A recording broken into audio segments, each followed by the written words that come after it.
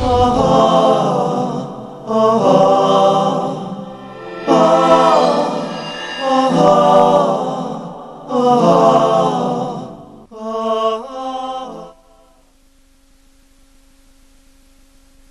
علیکم ورحمۃ اللہ وبرکاتہ۔ الحمدللہ رب العالمین والعاقبۃ للمتقین والصلاة والسلام علی رسولہ الکریم۔ اعوذ باللہ من الشیطان الرجیم، بسم اللہ الرحمن الرحیم۔ قال اللہ تعالی فی محکم تنزیلہ قوا انفسکم واہلیکم نارا، صدق اللہ العظیم۔ محترم حضرات و خواتین، انشاءاللہ ہم جس موضوع پر آپ سے خطاب کرنا چاہتے ہیں اس کا موضوع بڑا کامن سا ہے اور بڑا ضروری ہے۔ وہ یہ ہے کہ چھٹیوں میں بچوں کی تربیت کیسے کی جائے۔ تو کیونکہ ہر جگہ پوری دنیا میں جو ہے وہ چھٹیاں ہوتی ہیں اور ان کے جو والدین ہیں ان کو کس قسم کی تربیت ان چھٹیوں میں کرنی چاہیے۔ تو سب سے پہلے تو میں آپ کو یہ بتانا چاہوں گا کہ یہ عنوان حقیقت میں رکھا کیوں گیا کہ تربیت کی ذمہ داری تو والدین کی ہر وقت ہے۔ تو ہم اس پر بھی گفتگو کریں گے کہ تربیت کس طریقے سے کی جائے، تربیت کس چیز کی جائے، تربیت کیوں کی جائے، تربیت کون کرے، یہ ساری باتیں ہم انشاءاللہ ذکر کریں گے۔ لیکن سب سے پہلے مختصراً یہ بتا دیں کہ یہ جو چھٹی کی بات ہم نے کہی نا کہ چھٹی میں بچے کی تربیت، تو اس کی جو بنیادی وجہ ہے وہ بنیادی وجہ یہ ہے کہ حقیقت میں چھٹی جب ہوتی ہے نا بچوں کی، تو ایک تو یہ ہے کہ ان کے اوپر ہوم ورک کا برڈن کم ہوتا ہے، گھر والوں پر بھی جو ہے وہ بہت سی چیزیں کم ہو جاتی ہیں۔ مثال کے طور پر والد صاحب ہیں، ان کو بچوں کو روزانہ اسکول چھوڑنا ہے، لانا ہے، لے جانا ہے، وہ ٹائم ان کے پاس بھی بچتا ہے۔ تو دیکھا جائے تو بنسبت عام دنوں کے چھٹی کے دنوں میں دونوں کے پاس فرصت ہوتی ہے، لہذا اس فرصت کو چاہیے کہ ہم اس کا صحیح استعمال کریں۔ ایک بات یہ ہے۔ دوسری چیز یہ ہے کہ آپ کو خوشخبری سنائیں، معلوم نہیں آپ نے اس کو نوٹس میں لیا ہے یا نہیں لیا ہے، اگر نہیں لیا ہے تو یہ آپ کے علم میں بات آنی چاہیے۔ وہ یہ ہے کہ پوری دنیا میں اس وقت مسلمانوں میں تقریباً 1980 یا 85 کے بعد سے یہ ایک رجحان پیدا ہونا شروع ہوا ہے کہ ہمارا بچہ جو ہے نا وہ ایک اچھا مسلمان ہو اگر ایک ڈاکٹر ہے، یعنی اگر ڈاکٹر بھی بن رہا ہے تو ایک اچھا مسلمان بنے۔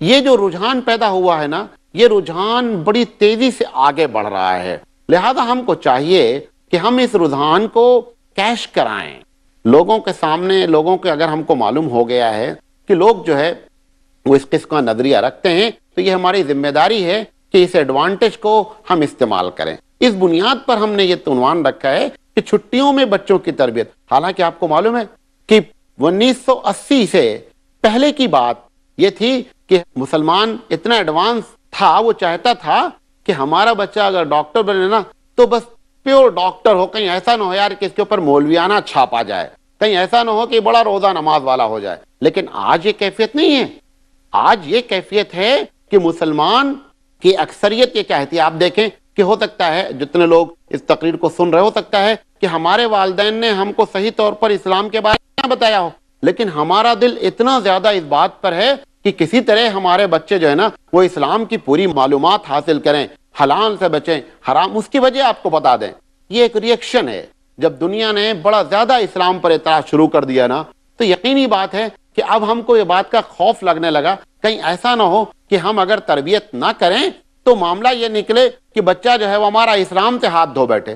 یہ اس کا ریئیکشن ہوا، اور بعض ریئیکشن بڑے اچھے ہوتے ہیں۔ یہ اچھے ریئیکشن میں ہے کہ مسلمانوں کے مزاج میں یہ بات پیدا ہوئی کہ ہمارا بچہ انگریزی جو کچھ بھی پڑھے، عصری علوم جو کچھ بھی حاصل کرے، لیکن ساتھ ساتھ وہ کیا کرے، وہ ایک اچھا مسلمان بھی بنے۔ یہی وجہ آپ دیکھیں کہ یہاں بامبے میں ڈاکٹر صاحب نے جو اسکول چلایا اس میں دونوں علم کو مرج کرنے کی کوشش کی کہ اسلامی تعلیمات بھی حاصل ہو اور بچہ جو ہے وہ SSLC بھی کرے، بچہ BA بھی کرے، جو بھی پڑھنا ہو، لیکن اس کے ساتھ ساتھ 7-8 سال کے اندر جتنی ضروری معلومات ہیں کہ جس سے وہ حرام حلال کی تمیز کر سکے، اس کے اندر حمیت اسلام پیدا ہو سکے، اس قسم کے رجحان کو ہی مد نظر رکھتے ہوئے اس قسم کے اسکول ماشاءاللہ کھل رہے ہیں۔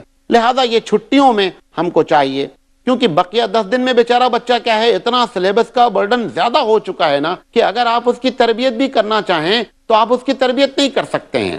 لہذا یہ چھٹی ایک غنیمت ہے، اس غنیمت کو جانتے ہوئے ہم کو چاہیے کہ ہم اس کی تربیت کریں۔ اب دوسرا، ہم نے جو باتیں کہی ہیں، ہم انشاءاللہ چاروں باتوں پر گفتگو کریں گے۔ سب سے پہلی بات یہ ہے کہ تربیت کیوں کی جائے۔ دیکھیں، آپ کو یہ بات معلوم ہونی چاہیے، نبی کریم صلی اللہ علیہ وسلم نے فرمایا نا کہ جب تم اپنے گھر والوں پر بھی کچھ خرچ کرو نا تو اس نیت سے خرچ کرو کہ یہ ہمارے لیے صدقہ جاریہ ہیں۔ تو ہم جب بچوں کے ساتھ اچھا برتاؤ کرتے ہیں، اچھی تعلیم دیتے ہیں، تو بچے بڑے ہو کر کے جب ہم انتقال بھی کر جائیں گے نا تو بھی ان کی جو نیکیاں ہیں، یہ جو نیک بنے ہیں، ان کی نیکی ہمارے اکاؤنٹ میں ٹرانسفر ہوتی رہے گی۔ نبی کریم صلی اللہ علیہ وسلم نے ایک دوسرے موقع پر فرمایا، کیا فرمایا؟ آپ نے فرمایا کہ جب انسان مر جاتا ہے تو اس کے سارے عمل جو ہے وہ منقطع کر دیے جاتے ہیں، لیکن 3 عمل ایسا ہوتا ہے، 3 اس کا کام ایسا ہوتا ہے جو مرنے کے بعد بھی اس کے اکاؤنٹ میں شفٹ ہوتا رہتا ہے۔ اس میں ایک آپ نے فرمایا کہ جب اس کے بچے اس کے لیے ہاتھ اٹھا کر کے دعا کرتے ہیں تو پروردگار عالم ان کی دعاؤں کو قبول کرتا ہے۔ لہذا بچوں کی تربیت کی کرنے کی یہ بھی بنیادی وجہ ہے کہ ہماری آخرت بھی اس سے سنبھلے گی، اور دوسری وجہ یہ ہے کہ دنیا بھی ایک اچھا مسلمان بنے گا۔ آپ دیکھیں کہ کوئی اچھا آدمی ہو جاتا ہے دنیا میں تو دور کے رشتہ دار بھی کہنے لگتے ہیں کہ یہ ہمارا چچا داد بھائی ہے، ہمارا ماموں داد بھائی ہے، ہمارے سالے کا لڑکا ہے۔ اور اگر بچہ غلط ہوتا ہے تو ایسی شکل میں وہ لوگ یہ کہتے ہوئے شرماتے ہیں کہ یار یہ ہمارا رشتہ دار ہے، لیکن اگر بچہ ہائی فائی ہوا، اچھا مسلمان بنا، تو ہر آدمی جو ہے رشتہ جوڑنا شروع کر دیتا ہے۔ لہذا دونوں اس کے فائدے ہیں۔ اس بنیاد پر ہم کو چاہیے کہ ہم ان کی تربیت جو ہے اس انداز سے کریں کہ یہ ایک اچھا مسلمان بنے۔ اب سوال یہ ہے کہ یہ تربیت کرے کون؟ ایک تو والدین کی ذمہ داری ہے۔ میں جو بات آپ کے سامنے فوکس رکھنا چاہتا ہوں کہ آپ دیکھیں کہ ہر محلے میں قرآن پڑھانے کے لیے چھوٹے چھوٹے مکتب قائم ہیں، چھوٹے چھوٹے مدرسے قائم ہیں، جہاں بچے جاتے ہیں، شام میں کبھی جاتے ہیں، کبھی صبح جاتے ہیں، مولوی صاحب ان کو وہ قرآن پڑھاتے ہیں۔ میں یہ چاہتا ہوں کہ ان چھٹیوں میں آپ کسی ایسے آدمی کو اور ہائر کریں جو تھوڑا باصلاحیت ہو، اور باصلاحیت اتنا ہو کہ آپ کے بچوں کو صحیح معنی میں ان چھٹیوں کے دنوں میں صرف قرآن پر ہی منحصر رکھے۔ بچہ تلاوت کر لیا، اور اچھا ایک بات اور بھی ہے، والدین بھی جو ہے نا وہ سمجھتے ہیں بچہ ہمارا قرآن پڑھ لیا، بڑا تیر مار لیا اور بڑا پکا مسلمان ہو گیا۔ بھئی صرف قرآن پڑھ لینے سے مسئلے کا حل نہیں ہے، بلکہ آپ اس کو اسلام کی تعلیمات دیں، خاص کر حرام کیا ہے، حلال کیا ہے، اس کی تعلیمات اس کو ہونی چاہیے۔ تو چھٹیوں میں ہم کو چاہیے کہ ہم اس قسم کے لوگوں کو ہائر کریں، کیونکہ ابھی میتھ کا ٹیوشن کرنا ہو تو ہم پیسہ خرچ کرنے کے لیے تیار ہیں۔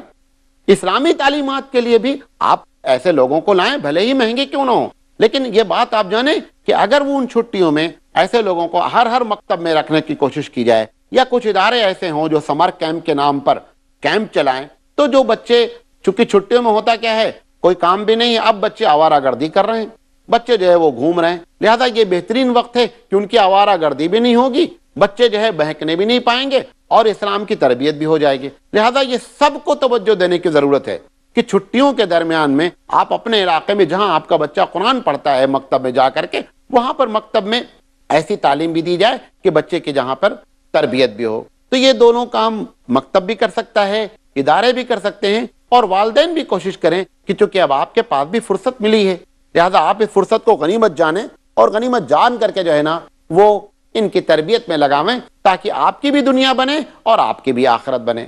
تو اس بنیاد پر ہم کو کام کرنے کی ضرورت ہے۔ اب سوال یہ ہے کہ تربیت کس طرح کی جائے۔ دیکھو، ایک تربیت تو وہ ہے جو ادارہ کرے گا، یعنی جائے سمر کیمپ لگے گا، جیسے میں نے کہا کہ مکتب میں جا کر ہوگی۔ ایک خاموش تربیت ہوتی ہے، اس خاموش تربیت میں معلوم کس کو قربانی دینی پڑتی ہے؟ اس میں والدین کو قربانی دینی پڑتی ہے۔ میں آپ کو بڑا آسان نسخہ انشاءاللہ بتاؤں گا میں، کہ آپ جو ہے وہ محسوس کریں گے کہ یار اس طرح سے تو بڑا آسان ہے تربیت کرنا، ہر والدین اگر چاہے تو اپنے بچے کی اس انداز میں تربیت کر سکتا ہے۔ وہ کیا ہے؟ مثال کے طور پر آپ یہ چاہتے ہیں کہ ہمارا بچہ جھوٹ نہ بولے، ہر آدمی چاہتا ہے، تو آپ جب گھر میں ٹیلی فون آتا ہے نا، ٹیلی فون میں ابا موجود ہیں گھر پہ، کہہ دیتے ہیں بیٹا کہہ دینا کہ ابا موجود نہیں ہے، اور آپ یہ دلی خواہش رکھ رہے ہیں کہ بچہ ہمارا جھوٹ نہیں بولے۔ آپ کی یہ خواہش کیسے پوری ہو سکتی؟ آپ ہی نے تو اس کو جھوٹ سکھایا کہ گھر میں آپ موجود ہیں، اور ٹیلی فون پر آپ کہلوا رہے ہیں کہ ابا گھر میں موجود نہیں ہے۔ تو سوال یہ ہے کہ سب سے اچھی تربیت خاموش تربیت ہوتی ہے جو گھر میں ہوتی ہے۔ دوسری مثال میں آپ کو دیتا ہوں۔ مثال کے طور پر آپ اپنے گھر میں بیٹھے ہوئے ہیں، آپ اپنے بھائی کی برائی کر رہے ہیں۔ اب آپ یہ سوچیں کہ بچہ ہمارا چچا کا احترام کرے، ہیں ہماری ماں کا احترام کریں. آپ کے گھر میں والدین رہ رہے ہیں اور آپ اپنے والدین کی نافرمانی کر رہے ہیں. آپ یہ چاہ رہے ہیں کہ بچہ ہمارا اپنے والدین یعنی ہماری فرما برداری کرے. ایسا کبھی نہیں ہونا ہے، کیونکہ آپ کے ساتھ جو آپ کے ماں باپ تھے نا، وہ کچھ نہیں کہہ رہا تھا، لیکن وہ مستقل دیکھ رہا تھا اور وہ مستقل آبزرو کر رہا تھا کہ ہمارے ماں باپ یعنی ہماری دادی کے ساتھ کیا برتاؤ کر رہے ہیں، ویسا ہی وہ بڑا ہو کر کے آپ کے ساتھ کرنے والا ہے. لہذا اس کا بہترین طریقہ یہ تھا کہ اگر والدین آپ کے ساتھ رہ رہے تھے تو آپ والدین کے ساتھ اچھا برتاؤ کرتے، آٹومیٹک طور پر بچہ کیا ہوتا کہ آپ کے ساتھ بھی اچھا برتاؤ کرتا. لیکن چکر یہ ہے کہ ہر آدمی کی بڑی تمنا ہے کہ ہمارا بچہ بڑا اچھا ہو جائے، لیکن اپنی قربانی دینے کے لیے تیار نہیں. اب سبھی لوگ کہتے ہیں کہ یار ٹی وی بڑی مصیبت ہے، بڑے بچوں کو کنٹرول کرنا پڑتا ہے. بھائی ٹی وی بچہ لے کر نہیں آیا ہے، ٹی وی آپ لے کر آئے ہیں. خیر اس وقت ٹی وی ایک بڑا مسئلہ ہے کہ ٹی وی سے کیسے جو ہے چھٹکارا حاصل کیا جائے. ٹی وی سے چھٹکارا حاصل بھی نہیں کیا سکتے، یہ بھی آپ کو بتا دیں. تقریریں ہم چاہے جتنی کر لیں، اس کا ایک ہی طریقہ ہے کہ اب اس ٹی وی کو صحیح استعمال کرنے کی فکر کریں.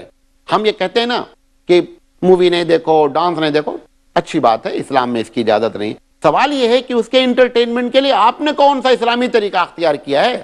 کیونکہ ایک بچہ ہے چاقو سے کھیل رہا ہے، آپ چاہتے ہیں چاقو سے چھین لیں.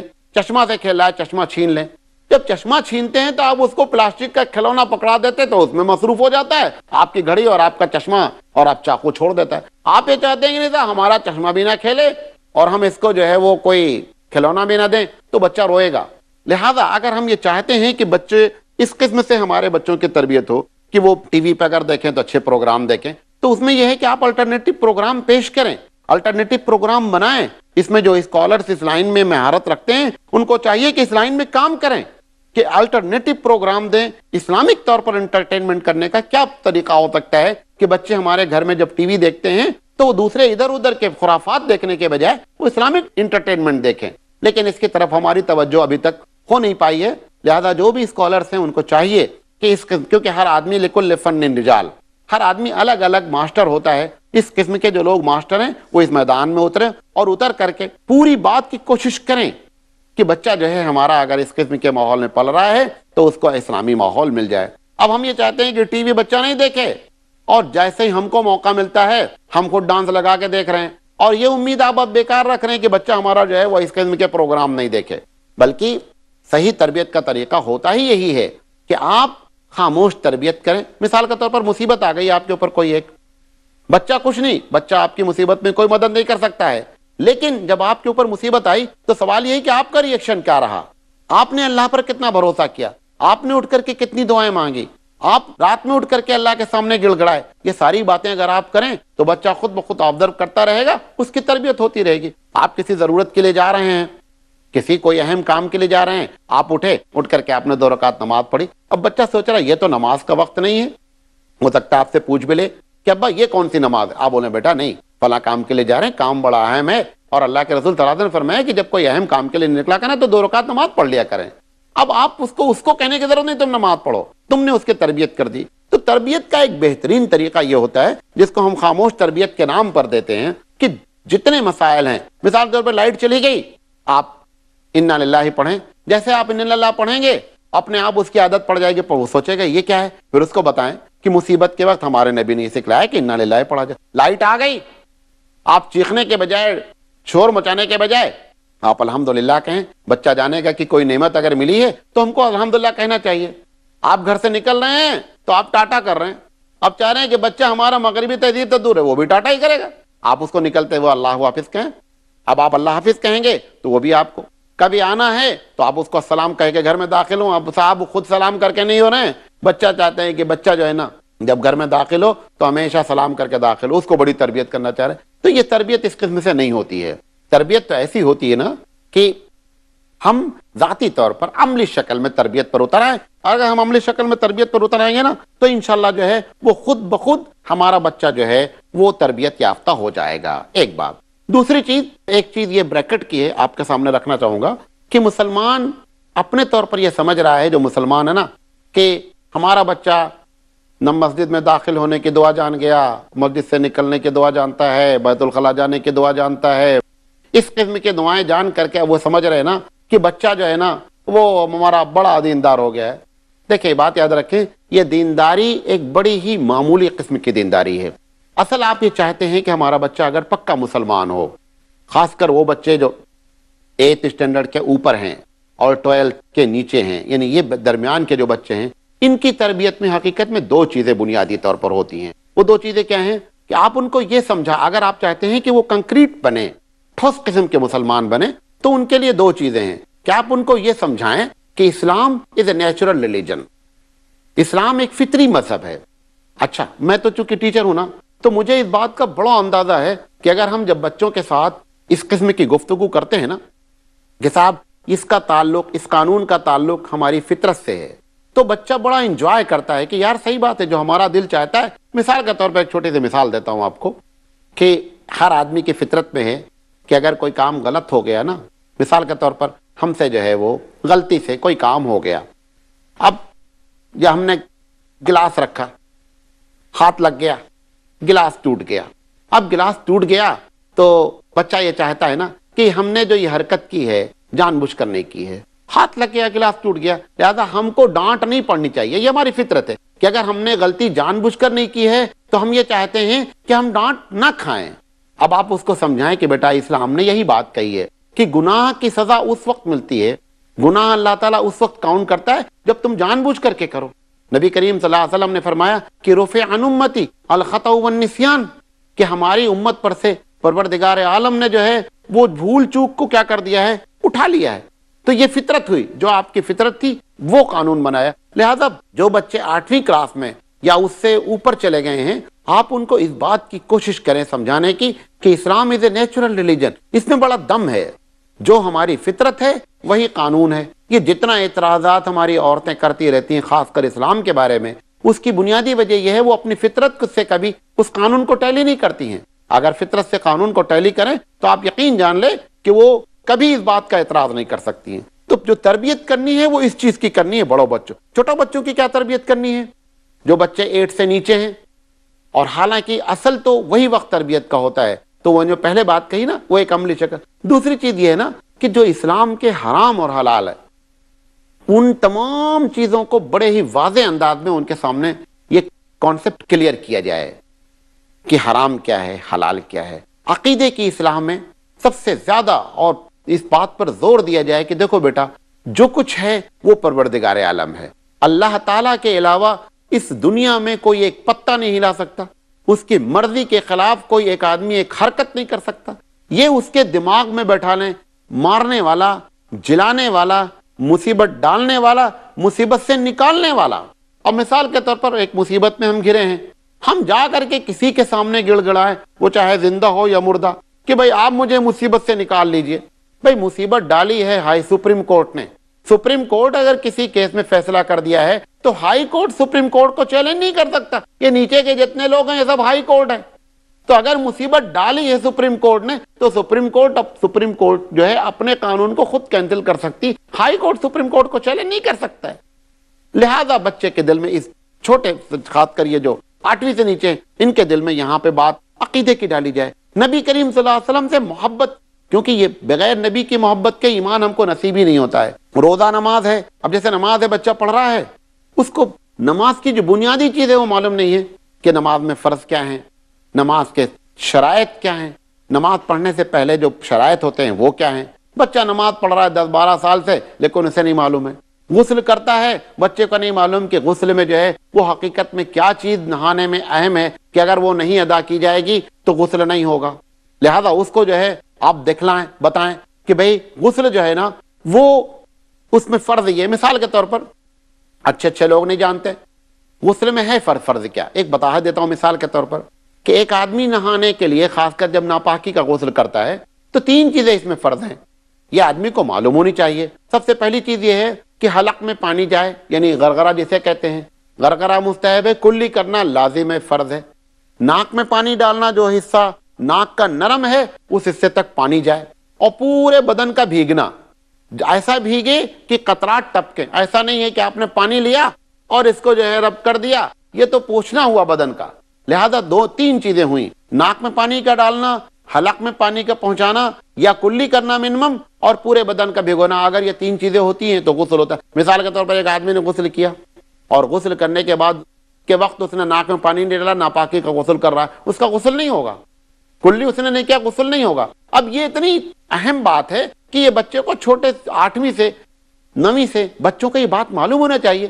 وضو کر رہا ہے، وضو کے فرائض اسے نہیں معلوم ہے کہ وضو میں فرض کیا ہے، نماز پڑھ رہا ہے، نماز کے فرائض نہیں معلوم ہے، لہذا بچوں کی تربیت اس انداز میں کی جائے۔ تو بڑے بچوں کو یہ بتانا ہے کہ اسلام از اے نیچرل ریلیجن، اسلام میں عقل میں آنے والی چیز ہے۔ نبی کریم صلی اللہ علیہ وسلم نے فرمایا نا کہ من یرید اللہ بہ خیرا یفقہہ فی الدین، کہ پروردگار عالم جس کو سمجھ عطا فرماتا ہے، جس کو عقل دیتا ہے، دین میں سمجھ عطا فرماتا ہے، خیر کا معاملہ کرتا ہے تو سمجھ عطا فرماتا ہے۔ لہذا ہمارے پاس یہ بات یاد رکھیں کہ اسلام کے جو قانون ہیں نا وہ عقل میں آنے چاہیے۔